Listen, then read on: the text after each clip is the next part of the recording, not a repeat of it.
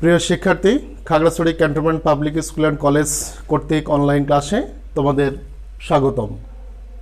আশা করি সবাই ভালো আছো। আমি অনলাইন ক্লাসে মোহাম্মদ জালালউদ্দিন শাহ, প্রভাষক ভূগোল, Khagrachari cantonment public school and college. প্রিয় শিক্ষার্থী, এখানে তোমরা কিছু ছবি দেখতে পাচ্ছ। দেখো, এই ছবিগুলো প্রথমত কোনো কৃষক মাঠে কাজ করছে। দ্বিতীয় যে ছবিটা আছে সেখানে দেখো যে গরু খাবার খাচ্ছে, এবং তৃতীয় যে ছবি আছে স্লাইডে ডান সাইডে সেখানে কিছু মৎস্যজীবী মাছ আহরণ করছে এবং তার নিচে আছে কিছু মাছ। তোমাদের আজকের আমার যে পাঠ শিরোনাম হবে তা হচ্ছে মূলত বাংলাদেশের কৃষি সংস্থা এবং কৃষি উৎপাদনে অবদান। বাংলাদেশের যে কৃষি সংস্থাগুলো আছে সেই কৃষি সংস্থাগুলো বাংলাদেশের কৃষি ক্ষেত্রে যে অবদান রাখছে এর উপরে আজকে আমার পাঠের আলোচনা। প্রিয় শিক্ষার্থী, তোমরা এই পাঠ থেকে যা শিখতে পারবে তা হচ্ছে কৃষি সংস্থাসমূহ কি তা বলতে পারবে, কৃষি উৎপাদন কি তা ব্যাখ্যা করতে পারবে, কৃষি উৎপাদনের অবদান ব্যাখ্যা করতে পারবে। এই তিনটি জিনিস তোমরা আজকে অতি সহজে অনুধাবন করতে পারবে। প্রিয় শিক্ষার্থী, তোমরা লক্ষ্য করো যে তোমরা যে শিখন ফল দিয়েছে শিখন ফলের উপরে আজকে আমার আলোচনা। বাংলাদেশ একটি কৃষি প্রধান দেশ, আর আমাদের দেশের অধিকাংশ লোক, শতকরা ৮০% লোক প্রত্যক্ষ এবং পরোক্ষভাবে কৃষি পেশার সাথে সম্পৃক্ত অর্থাৎ নিয়োজিত। এদেশের অর্থনীতি প্রধানত কৃষি নির্ভরশীল। কৃষি নির্ভরশীল হওয়ার কারণে আমাদের ৮০% লোক প্রত্যক্ষ এবং পরোক্ষভাবে কৃষি পেশার সাথে সম্পৃক্ত হয়ে থাকে। কিন্তু দুঃখের বিষয়, দীর্ঘদিন পর্যন্ত বাংলাদেশ পরাধীন থাকায় এবং নেতৃত্বের অদূরদর্শিতার কারণে এদেশের কৃষি কাজ নিয়ে উচ্চতর গবেষণা করার মতো কোনো প্রতিষ্ঠান স্থাপিত হয়েছিল না। কিন্তু স্বাধীনতার পরবর্তী সময়ে আমাদের এই কৃষিকে উন্নতির দিকে এগিয়ে নিয়ে যাওয়ার জন্য এবং আমাদের যে অত্যন্ত উর্বর ভূপ্রকৃতি আছে সেই ভূপ্রকৃতিকে কাজে লাগিয়ে আশানুরূপ ফলাফল নিয়ে আসার জন্য স্বাধীনতা লাভের পরে থেকে এদেশের সরকার কৃষি বিষয়ক কর্মকাণ্ডকে যথেষ্ট প্রাধান্য দিয়েছে এবং কৃষি বিষয়ক উচ্চতর গবেষণার ক্ষেত্র তৈরি করেছে। ফলে আমাদের এই কৃষি ক্ষেত্রটা দিনের পর দিন আস্তে আস্তে উন্নয়নের দিকে এগিয়ে যাচ্ছে। প্রিয় শিক্ষার্থী, আমাদের বাংলাদেশের যে উল্লেখযোগ্য কৃষি সংস্থাসমূহ আছে তা আমি এখানে তোমাদের স্লাইডে দেখানোর চেষ্টা করছি। দেখো তোমরা, কৃষি সম্পদ উন্নয়ন ইনস্টিটিউট, বাংলাদেশ কৃষি গবেষণা কাউন্সিল, বাংলাদেশ কৃষি গবেষণা ইনস্টিটিউট, বাংলাদেশ ধান গবেষণা ইনস্টিটিউট, বাংলাদেশ কৃষি উন্নয়ন কর্পোরেশন, বাংলাদেশ আণবিক শক্তি কমিশন, বাংলাদেশ পাট গবেষণা ইনস্টিটিউট, কৃষি বিশ্ববিদ্যালয়, ভেটেরিনারি বিশ্ববিদ্যালয় এবং কৃষি তথ্য সেবা। এই 10টি সংস্থার মাধ্যমে আমাদের বাংলাদেশের কৃষিকে বিশ্বের সাথে তাল মিলিয়ে বিশ্ব উপযোগী করার জন্য কাজ করে যাচ্ছে সর্বদা। প্রিয় শিক্ষার্থী, আমাদের বাংলাদেশে যে কৃষি সম্পদ উন্নয়ন ইনস্টিটিউট আছে তা বাংলাদেশের ক্ষেত্রে এবং কৃষি ক্ষেত্রে গুরুত্বপূর্ণ অবদান রেখে চলেছে খুব গুরুত্বপূর্ণভাবে। যদিও আমাদের বাংলাদেশের মাটি খুবই উর্বর, তবে কোন মাটিতে কী ধরনের ফসল জন্মে এবং কোন এলাকার মাটিতে কী ধরনের সমস্যা আছে তা চিহ্নিতকল্পে উচ্চতর গবেষণার জন্য স্বাধীনতা লাভের পরে 1972 সালে কৃষি মন্ত্রণালয়ের অধীনে কৃষি জরিপ অধিদপ্তর প্রতিষ্ঠিত হয়। পরবর্তীতে এই সংস্থারই কাজের ব্যাপকতার জন্য 1983 সালে কৃষি সম্পদ উন্নয়ন ইনস্টিটিউট নামে নতুন কর্মপরিধি নিয়ে কাজ শুরু করে এই সংস্থা। এই সংস্থার প্রধান যে অফিসটা ঢাকার ফার্মগেটে অবস্থিত। কৃষিক্ষেত্রে তাদের অবদান যে বিষয়বলীগুলোর উপরে আছে তা হচ্ছে মৃত্তিকা সম্পদ উন্নয়ন ইনস্টিটিউট মূলত দেশের বিভিন্ন অঞ্চলের মাটির গুণাগুণ, বৈশিষ্ট্য, সমস্যা ও তার সমাধানে কাজ করে। এটি হচ্ছে তাদের মূল ধারাবাহিকতা। এই ধারাবাহিকতায় কোন মাটি কোন ধরনের ফসলের জন্য উত্তম এই সংক্রান্ত বিষয়ে কৃষকদের পরামর্শ দিয়ে থাকে এবং মাটির গুণগত মান যাচাই করা নিয়েই এই সংস্থাটির প্রধান কাজ এবং প্রধান উদ্দেশ্য। তবে কোন জমিতে আশানুরূপ ফসল উৎপাদনে না হলে সেই জমি মাটি নিয়ে গবেষণা করে সমস্যা সমাধানের জন্য সুষ্ঠু পথ বের করেন এই সংস্থা। প্রিয় শিক্ষার্থী, এরপরে হচ্ছে বাংলাদেশ কৃষি গবেষণা কাউন্সিল। এই কৃষি গবেষণা কাউন্সিল বাংলাদেশের কৃষি সংক্রান্ত বিভিন্ন গবেষণার জন্য 1973 সালে কৃষি মন্ত্রণালয়ের অধীনে কৃষি গবেষণা কাউন্সিল গঠিত হয়। এর সদর দপ্তর ঢাকার ফার্মগেটে অবস্থিত। সংস্থাটির প্রধান কার্যালয় থাকার পরেও দেশের খ্যাতনামা কৃষি বিশেষজ্ঞগণ এখানে কাজ করেন। কৃষিতে তাদের অবদান হচ্ছে বিভিন্ন কৃষি বিষয়ক গবেষণা, পরামর্শ প্রদান, গবেষণা তত্ত্বাবধান করা এবং বিভিন্ন কৃষি সংস্থার মধ্যে সমন্বয় সাধন করাই হচ্ছে এই সংস্থার প্রধান উদ্দেশ্য। প্রিয় শিক্ষার্থী, বাংলাদেশ কৃষি গবেষণা কাউন্সিলের পরেই হচ্ছে বাংলাদেশ কৃষি গবেষণা ইনস্টিটিউট। বাংলাদেশ কৃষি গবেষণা ইনস্টিটিউট 1908 সালে Lord Curzon nuclear agricultural research ল্যাবরেটরিতে প্রতিষ্ঠিত করেন। মূলত এই কৃষি সংস্থাটি নানা ধাপ পেরিয়ে 1976 সালে বারি নামে স্বায়ত্তশাসিত সংস্থা হিসেবে নিজেকে আত্মপ্রকাশ করে। সংস্থাটির 7টি গবেষণা কেন্দ্র এবং 28টি আঞ্চলিক উপকেন্দ্র রয়েছে। এর সদর দপ্তর গাজীপুরের জয়দেবপুরে অবস্থিত। কৃষিতে এই সংস্থার অবদান হচ্ছে কৃষি গবেষণা ইনস্টিটিউট একটি বৃহৎ সংস্থা। সব ধরনের কৃষি ফসল ও বীজ সম্পর্কে গবেষণা করে নতুন জাত উদ্ভাবন, রোগ নির্ণয়, কীটপতঙ্গ দমন কৌশল, কীটনাশক প্রয়োগ, নতুন কৃষি যন্ত্রপাতির উদ্ভাবন প্রভৃতি নানা বিষয় নিয়ে কাজ করা হচ্ছে এই সংস্থার প্রধান কাজ। এই সংস্থা এ পর্যন্ত ফসলের 290টি জাত এবং 310টি প্রযুক্তি উদ্ভাবন করেছেন। অর্থাৎ এই সংস্থা শুরু থেকেই কৃষকদের উন্নয়নের জন্য কাজ করে যাচ্ছে সর্বদা। এটি মূলত বাংলাদেশ কৃষি গবেষণা ইনস্টিটিউটের প্রধান কাজ।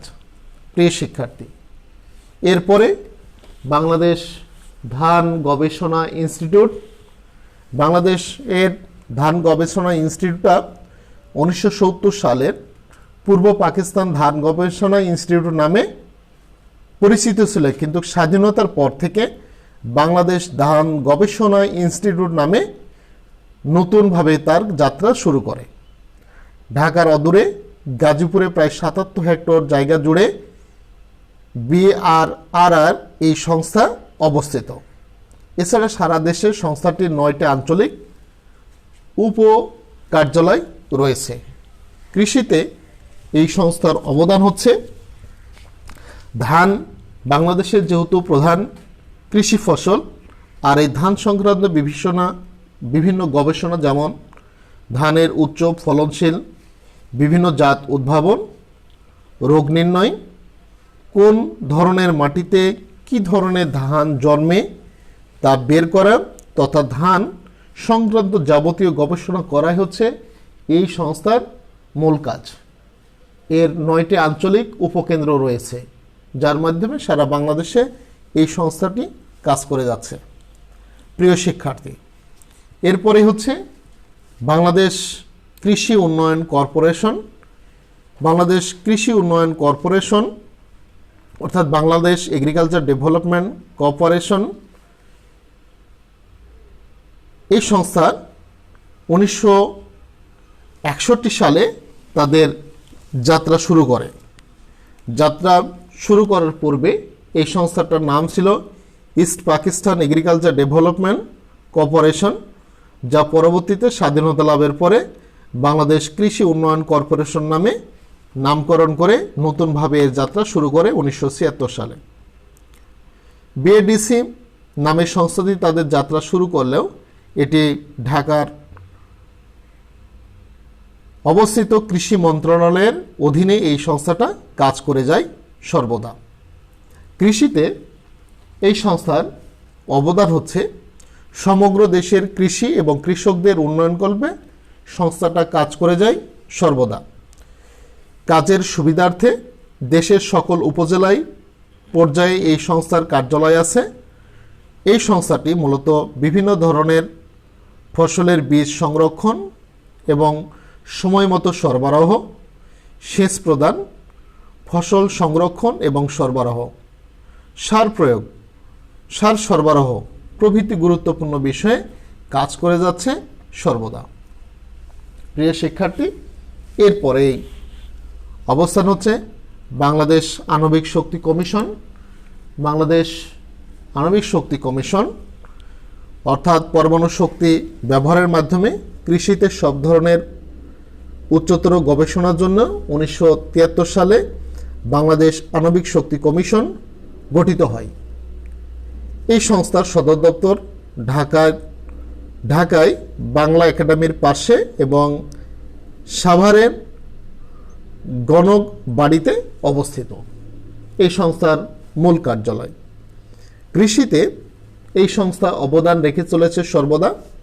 কৃষিতে মূলত বিভিন্ন ধরনের কৃষি ফসলের রোগ নির্ণয় ও দমন কৌশল, অর্থাৎ রোগ নির্ণয় করা হয় এবং সেই রোগ নির্ণয়ের পাশাপাশি রোগটা কিভাবে দমন করা যায় সেই কৌশল আবিষ্কার করাই হচ্ছে এই সংস্থার প্রধান কাজ।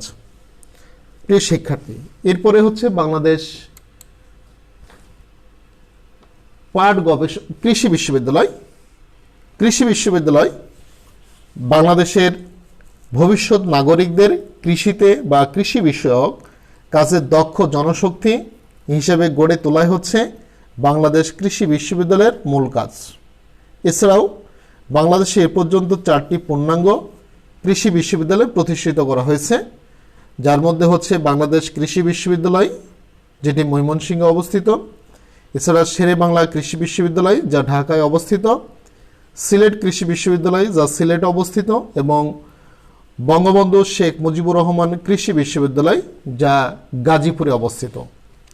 এছাড়াও দেশের বিভিন্ন অন্যান্য যে বিশ্ববিদ্যালয়গুলো আছে, বিশেষ করে খুলনা বিশ্ববিদ্যালয়, রাজশাহী বিশ্ববিদ্যালয়, চট্টগ্রাম বিশ্ববিদ্যালয়, এই সমস্ত বিশ্ববিদ্যালয়ে কৃষি সংক্রান্ত বিভিন্ন বিষয়ের উচ্চতর গবেষণা এবং পড়াশোনার সুযোগ সৃষ্টি করে যাচ্ছে সর্বদা, এবং সেখান থেকে উচ্চতর ডিগ্রি নিয়ে দেশের কৃষিতে অবদান রাখার জন্য প্রতি বছর উচ্চতর ডিগ্রিপ্রাপ্ত মানুষ বের হচ্ছে আমাদের দেশে প্রতি বছর। কৃষিতে এই বিশ্ববিদ্যালয়গুলো অবদান হচ্ছে কৃষি বিষয়ক জ্ঞান আহরণ, উচ্চতর গবেষণার সুযোগ, এই সমস্ত নিয়েই কাজ করে মূলত কৃষি বিশ্ববিদ্যালয়। প্রিয় শিক্ষার্থী, এছাড়াও আছে পাট গবেষণা ইনস্টিটিউট। পাট গবেষণা ইনস্টিটিউট বাংলাদেশের পাট সংক্রান্ত গবেষণার জন্য 1974 সালে এই সংস্থাটি প্রতিষ্ঠিত হয়। সংস্থার প্রধান কার্যালয় ঢাকার শেরে বাংলা নগরে। এর কৃষিতে অবদান হচ্ছে পাটের নতুন জাত উদ্ভাবন, রোগ নির্ণয়, দমন কৌশল প্রভৃতি সংক্রান্ত বিষয়ে কাজ করে যাচ্ছে এই সংস্থাটি। এরপরে প্রিয় শিক্ষার্থী, ভেটেরিনারি বিশ্ববিদ্যালয়। এইটা মূলত পশু চিকিৎসা ও রোগ নির্ণয় বিষয়ক পড়াশোনা ও উচ্চতর গবেষণার জন্য চট্টগ্রাম পূর্ণাঙ্গ ভেটেরিনারি বিশ্ববিদ্যালয় ছাড়াও অন্যান্য কৃষি বিশ্ববিদ্যালয়গুলোতে এ সংক্রান্ত বিষয়ে পড়াশোনার সুযোগ আছে। কৃষিতে ভেটেরিনারি বিশ্ববিদ্যালয়ের অবদান হচ্ছে বিভিন্ন প্রাণীর রোগ নির্ণয় এবং চিকিৎসা প্রদান করা হয়ে থাকে। এছাড়া এই বিষয়ে উচ্চতর পড়াশোনা, গবেষণার সুযোগ প্রদান এবং শিক্ষা প্রতিষ্ঠানগুলোর প্রধান উদ্দেশ্য হয়ে থাকে উচ্চতর ডিগ্রির জন্যে মূলত জ্ঞান আহরণের জন্যে কাজ করা। প্রিয় শিক্ষার্থী, আমি প্রায় ক্লাসের শেষ পর্যায়ের দিকে চলে এসেছি। তোমরা এখন লক্ষ্য করো, এরপরেই অবদান হচ্ছে কৃষি তথ্য।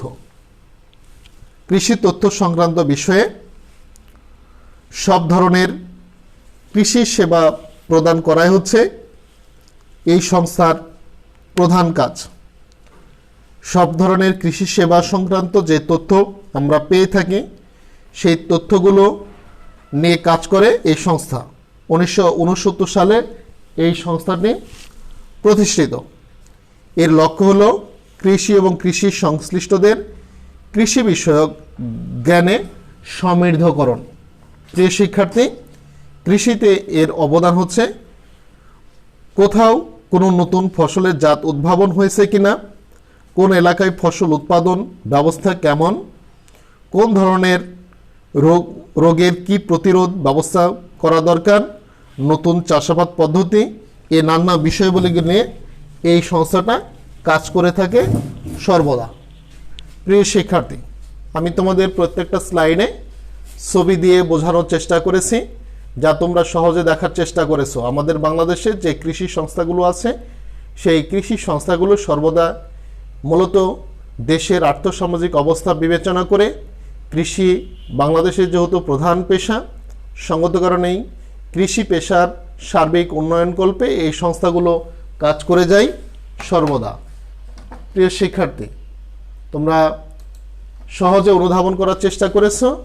আমি যে আলোচনা করেছি সেই পাঠটা তোমরা বইয়ের সাথে নিয়ে আলোচনা করবে এবং পড়াশোনা করবে। আশা করি তোমরা সহজে অনুধাবন করার চেষ্টা করতে পারবে এবং সহজে অনুধাবন করতে পারবে। আমি আজ আর বেশি কিছু বলবো না।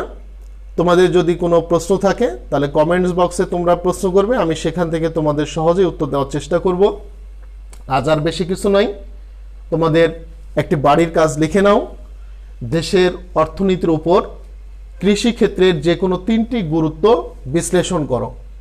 এই কাজটা তোমরা করবে বাড়ির কাজ হিসেবে এবং আমাদের যে মেসেঞ্জারে গ্রুপ আছে সেই মেসেঞ্জার গ্রুপে তোমাদের এই কাজগুলো দিবে, আমি সেখান থেকে দেখে নেব। তোমরা বাসায় থাকবে, স্বাস্থ্যবিধি মেনে চলবে। এ বলেই আজকের ক্লাস এখানেই শেষ করছি। আল্লাহ হাফেজ।